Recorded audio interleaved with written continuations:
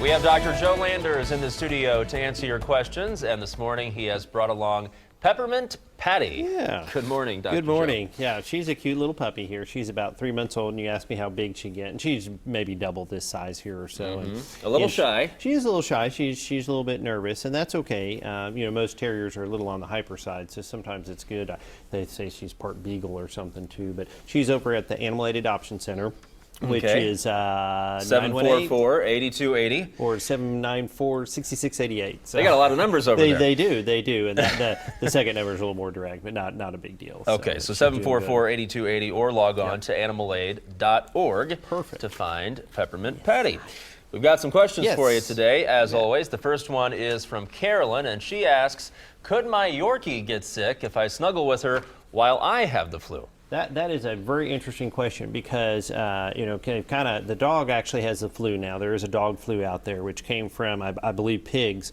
But what they found out when they got all nervous was that actually the dogs couldn't give us flu, but that we are actually giving our dogs some upper respiratory stuff. Kind of an interesting deal because they can test DNA now.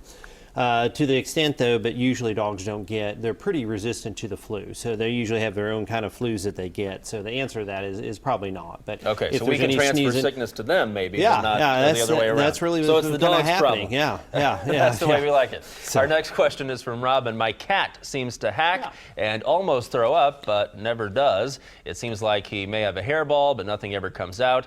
It seems as if he can't breathe while he's gagging. Is that a problem? Well, I mean, if there's a hairball can't get up, we need to do some stuff like use a little bit of mineral oil or some hairball food, or there's hairball formulas that are even more lubricant than that. If we kind of keep doing that, and especially if we don't eat or we have diarrhea, then you need to kind of see your veterinarian because then it's really a gastrointestinal problem, not just kind of a hairball. So okay, so what she has not too alarming at this point. Not too alarming, but use some hairball stuff. Okay, so, got it. Next question is from Tony.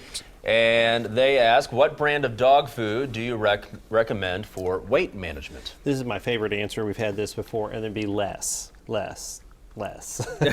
Just less food. No, and actually that's the key right there. You can lose weight or gain weight on regular dog food, but there are several of them out there. Most of them are higher in fiber, and those are good to use. But the ultimate deal is less. So, just like with Weight Watchers or anywhere else, you're counting calories or the amount of food or points or whatever.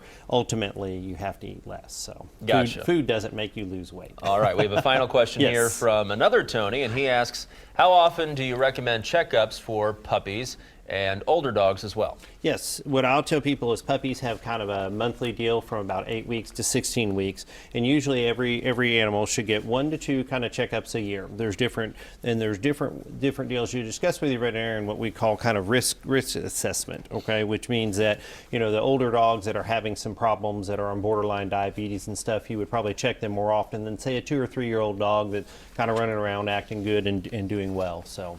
Gotcha. Individual deal. All right. Thank you, Dr. Joe. You bet. We appreciate it as always. And again, if you would like to adopt Peppermint Patty here, you can call Animal Aid at 744-8280. And if you want to learn more about Heritage Animal Hospital, see other pets who need homes, or watch this segment again, go to our website, kjrh.com.